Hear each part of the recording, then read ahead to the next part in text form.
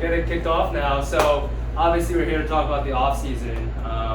Three of us put this together mostly because we realized a lot of people have no idea really what to do in the off season. Like, oh, well, I just run, I guess. So we really want to dive into some of the things you should be focusing on and why you should be doing it. Most of the time in a running season, you are catabolic, which means you're breaking down tissue, you're breaking down, you're not really building up, you're always expending energy.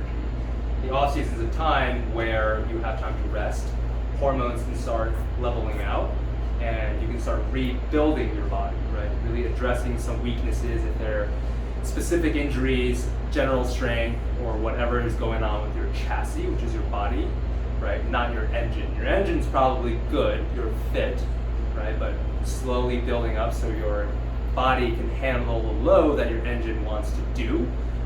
So a lot of that comes into the rehab role, right? So that's what Kurt does. He's an amazing PT. So I'll kind of let Kurt kick that off there about talking about a little bit of rehab, prehab, and what you should be looking for in the off season. Yeah. So most of the time when I meet people through the clinic, and unfortunately they have a forced off season because they have an injury, so they're coming to see me. So if you have a planned off season, you can go about kind of proactively looking at like what injuries might I be prone to and what things can I do now that are going to be good kind of return on my energy and my time putting into it to kind of limit my chances of having that injury pop up. So yeah, the three broad categories that I kind of break things down into, to get my cheat sheet, are as far as like individual injury risks. So like runners are prone to things like tendon injuries or joint injuries or a bone stress injury. So if you're somebody that has had one of those injuries in the past, you're at higher risk for getting it in the future. So just like based on your past history, kind of like figuring out what things you can work on to limit the chances of happening again.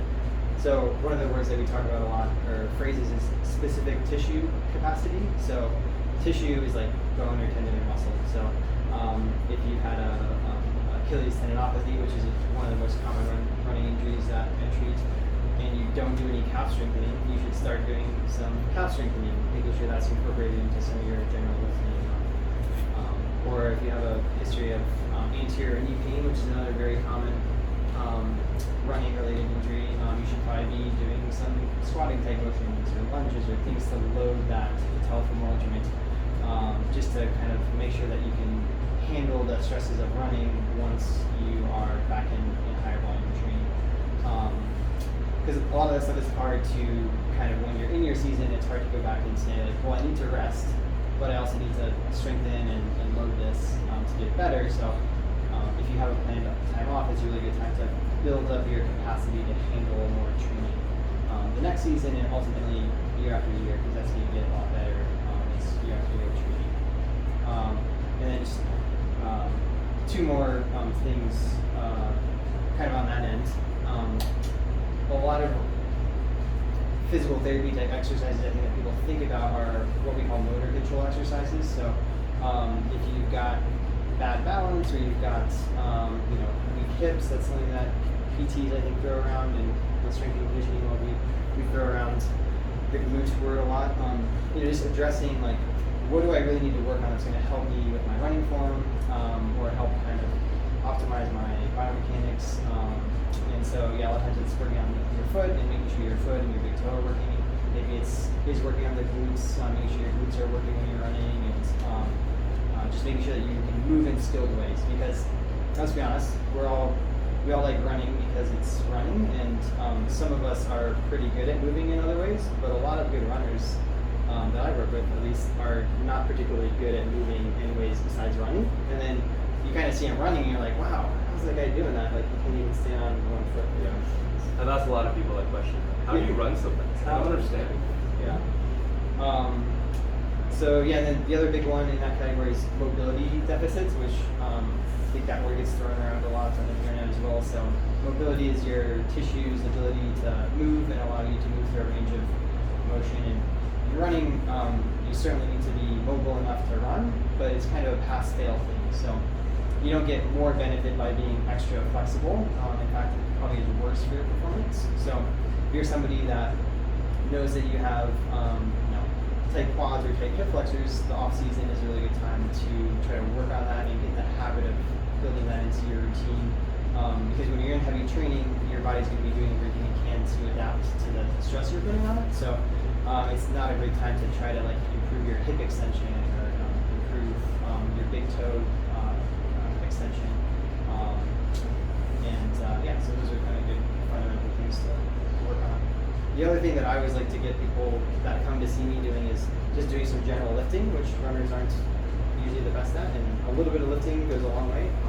So maybe we could talk about just general kind of lifting type things to So focus on. Kurt touched on specific tissue capacity, right? Super important to evaluate tendon, muscle, and bone, right? But ultimately, all those work together, right? So we need them to be working together, and that's where we'll touch upon this a little bit more in depth later. But your spring capacity, your whole body is a spring. How efficiently can you use it, right? Now, as you run, we generate a lot of force, and we handle a lot of ground contact force, right? Ground reaction forces. So your body needs to be handled quite a bit of overall load, and that's where general lifting comes into play, right? So say you are lifting, you do want to first dial in that motor pattern first, right? If you're not moving efficiently and with good coordination, then you're not going to be using the right muscles, right? As you're doing a hex bar deadlift, for example, right?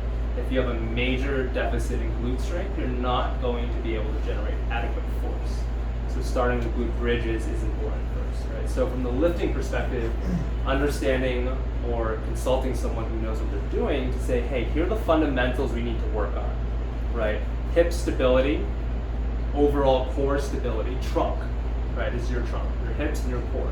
That is going to be key, and that is something that you should be focusing on first and foremost before you move on into anything more advanced. Can you start working on those motor patterns with less load? Sure. So if you don't have adequate hip and core stability, right, and you go into a heavy loaded squat, you're going to see one of these, right, or one of these shaking around, right? You want to make sure this is all stable, and then go a little less load and work on that squat pattern, right? So that's what we talked about a little bit right there with coordination, motor patterns, right?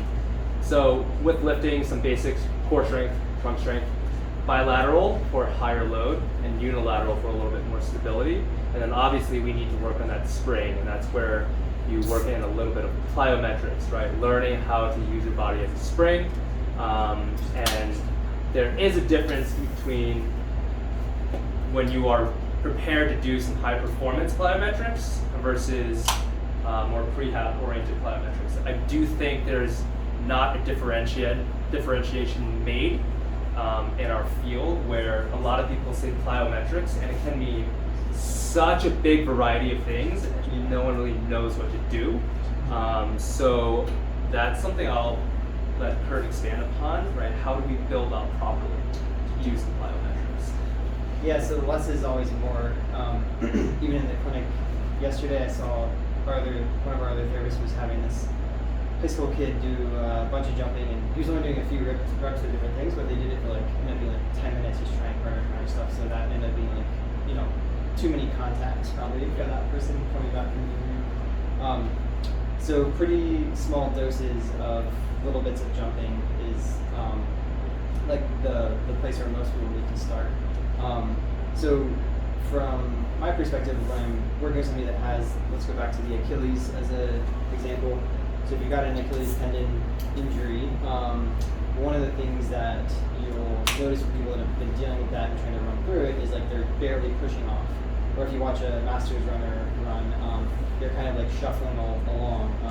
And that's because with age, we lose a little bit of aerobic capacity, but we lose the springiness and the stretch shortening cycle capacity of our tendons. So a lot of that's trainable through heavy lifting, helps with the stiffness of the tendon, but then also some targeted jumping to kind of get your muscles to contract quickly and use that stretch shortening cycle when you're running.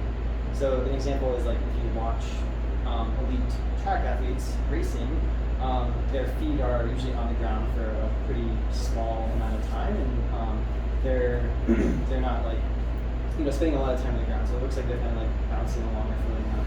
So that's something that you can train your body's ability to quickly fire your muscles, and also at the same time be building up the capacity of your tendon to structurally hold that. So that'd be something like pogo hops is like something that we would basically start with. It's basically like jumping rope, and so I can't jump very high, but you're just basically Give it a boost. yeah. It doesn't have to be high, but you're landing quickly, staying on your toes, and that is going to stress just the ankle and just the Achilles. Much different than like what Chris was talking about. Like if you're trying to train your body's neuromuscular system to be very explosive and you use a lot of force to generate power, that's going to look a lot differently. Right. And that's kind of the fun stuff that I don't get to train people with all that often, but when I do, it's fun.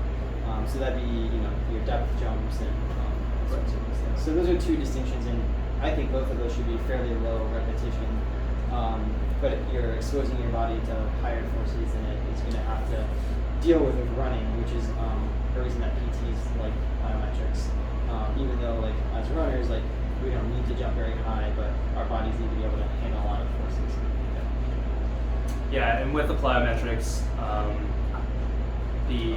say you're doing a box jump or a depth jump or jumping off of a box, much more explosive. I would only probably do four to six at a time, and you're going from max height onto a box, and you're going for learning how to decelerate, right? Those are going to help you stay injury free because one, you are having high rate of force production, right? You're building coordination more so than just strength, right? You need to be coordinated to absorb contact.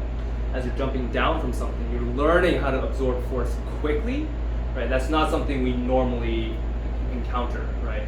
Especially in a more linear, very controlled sport. And with that being said, we talked a lot about tendon loading, right? Loading our tendons, training our tissue, and there's a lot of training involved there. But we haven't mentioned the nutrition component of that, right?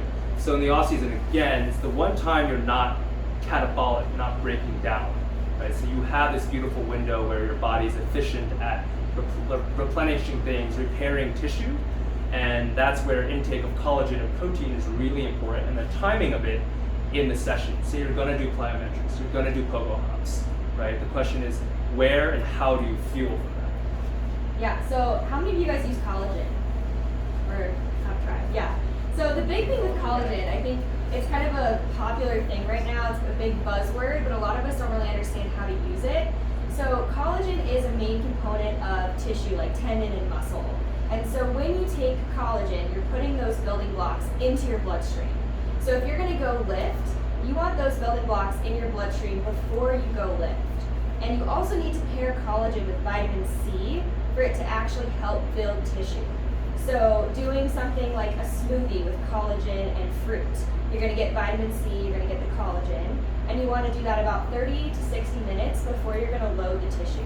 So off season is a great time to do that because you probably don't have a run or anything that you have to worry about, so you can have like glass of orange juice with collagen in it, you can make a smoothie, you can do whatever, but you do want to be pairing that with vitamin C and doing that about 30 to 60 minutes before you load the tissue. Yeah. That's I just read a study that was from last year where they had people do isometric patellar tendon loading program with the vitamin C collagen slurry, they called it. Yeah. And part of the other thing that I like about that and that the authors were talking about is like it's getting people to do kind of like a ritual to you're loading their body up with collagen and vitamin C, and then you're doing the exercise, and they're having people do it 2 or 3 days a week. So it's kind of ritualizing a habit that you're doing something good for your body to help repair your tissues. Kind of like that. The isometric is actually something I'd like to do is use a isometric as a primer for a plyometric.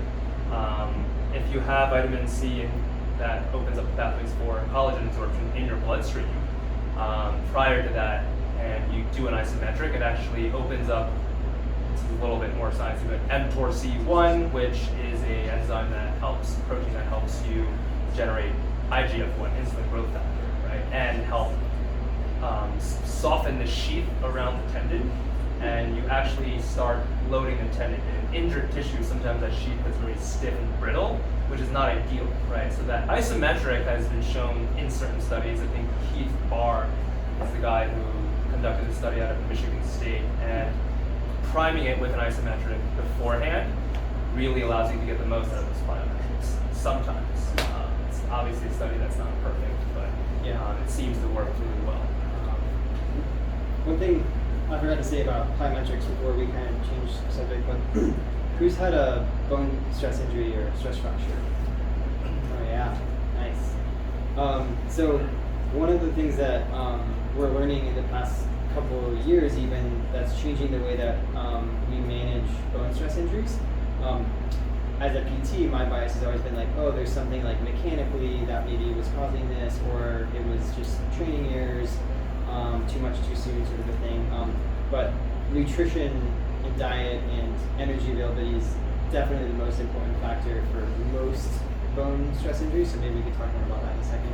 Yeah. 'Cause that's been a huge shift for me, is like, we can strengthen everything we want to, and you can have the perfect training plan, but if you're not like getting enough energy and getting the right like micronutrients, like it doesn't matter what training you do if you're not like adapting to that training. But the plyometric piece of it is, instead of just having people return to a run, we're having people do some targeted plyometrics to really load the bone and stimulate bone to heal itself, because that's how bone knows to get stronger. Like runners have strong bones, and kids that play lots of different sports as they're younger have strong bones because they're jumping and moving in all these different directions. So an example of an exercise that's good for bone growth is one of those more like high intensity plyometrics, where you're, for example, going into a squat, jumping up as high as you can, and then landing from that squat, or like a depth squat where you're starting up on a box and jumping down and just absorbing that. And as you're absorbing that, your muscles are generating a lot of force, and that's kind of bending your bone, and that's the stimulus that says your bone, like, oh, we better send more protein and osteoblasts to remodel that. So that was like just a cool thing that I learned. Yeah, but that's probably something you work with people a lot. Yeah, definitely. I will say, like, the off season is a time that I see a lot of athletes try to avoid things like weight gain or increase in body fat, but that's actually a really important thing with the off season. We cannot maintain our peak leanness year round. That would not be healthy for our body. And anyone who does, maybe it temporarily works, but typically that leads into injury and illness and burnout. So it is actually really important for your body composition to go up in the off season. And the number one thing I would say to do is not to panic and all of a sudden like just only eat vegetables and ramp your mileage up to like 60 miles a week out of nowhere. That is a recipe for injury. And what I was talking about earlier with the energy deficiency is called RED-S. Have you guys heard of that before? Most of us, yeah. So that stands for Relative Energy Deficiency in Sport. And basically what that is, it's a mismatch between how much energy you're putting into your body and how much energy you're burning. So if you're not eating enough to support your training, we enter this state called RED-S. And so it used to be referred to as the female athlete triad. You guys heard of that one? But now we know it's not just females that it happens to, it's also males. And it's really important to understand that there's so many symptoms that come with it, and that can include things like low bone density. So if you see somebody who struggles with bone injury after bone injury, chances are their bone density has been affected by some degree of energy deficiency. Your body works really hard to maintain a certain amount of calcium in your bloodstream because calcium is important for your heart to contract. And so, like, if you get a blood test, your calcium will always look normal, even if you're not getting enough calcium in your diet. And that's at the expense of your bone density. It's going to leach calcium from your bones to maintain that in your bloodstream. So that's what usually happens when we start to see that bone breakdown. We also see a change in hormones. So you might know for female athletes, they'll lose their menstrual cycle, or you'll see a suppression in testosterone in male athletes. That's also coming from underfueling, and that affects your bone density as well. Both those hormones play a role in bone density. So the off season, while it can be uncomfortable to experience the weight gain or the changes in body composition, it is critical to allow that process to happen and then let your progress back into your peak leanness be very gradual. Otherwise, you're going to put yourself at a much higher risk for that red S, and that's going to take you out for weeks or months, depending on what your injury is. So off season is a good time to just continue doing what you're doing. Give yourself a mental break from focusing a lot on food and just eat what sounds good. And just know that when you guys get back into training, your body will adapt and adjust accordingly, and you'll see that body composition change naturally. Yeah, so piggybacking off of that, right? Off season, if I want to change the term that we use, instead of saying it's the off season, I would like people to think about it as a rebuilding phase, right? You're using this time to rebuild. Energy is energy, right? So if you don't have enough, you can't build, right? I mean, in a nutshell, who's heard the term gains? I want to get some gains, bro. Yeah. So you hear that all the time, but this is your chance to actually become a different athlete, right? You have a window to start building up, becoming better, stronger, more springy, right? Evening out those hormonal levels, right? And your micronutrient levels, right? Less so on the macro side. That's your vitamins, minerals, blah, blah, blah. But again, it's a time where you can really stop working on your engine, which is your cardiovascular system, all the time, right? Anyone who's here probably at your level, your engine is probably pretty strong. That's why you're a good runner. And a lot of the times what I'm seeing with the athletes I'm working with is that it's not their engine that is holding them back, it's their body breaking down, their chassis breaking down, right? Not allowing them to train. You're killing it in training, right? And then all of a sudden you get hurt. Well, if you're hurt, you're not racing, which means you're not fast, right? So preventing that from happening, you have the off season or the rebuilding phase to really try to get to a different level, become a different athlete, right? And that's the baseline that we want to instill with what is the off season and what should we do. It's the rebuild, right? So going into a little bit more specific drills and exercises, we've chosen about 3 exercises for each category we kind of talked about. Do you want to kick it off, Kurt, with So like the tissue. Totally, yeah. So we kind of talked a little bit about like the tendon loading stuff. So that's obviously like a big part of my my world. So the best things for a tendon are heavy, slow resistance, or isometrics. But the type of contraction isn't as important as just like lifting something heavy that's challenging for your muscle, but more so for the tendon. So like a lot of people write down eccentrics for their Achilles.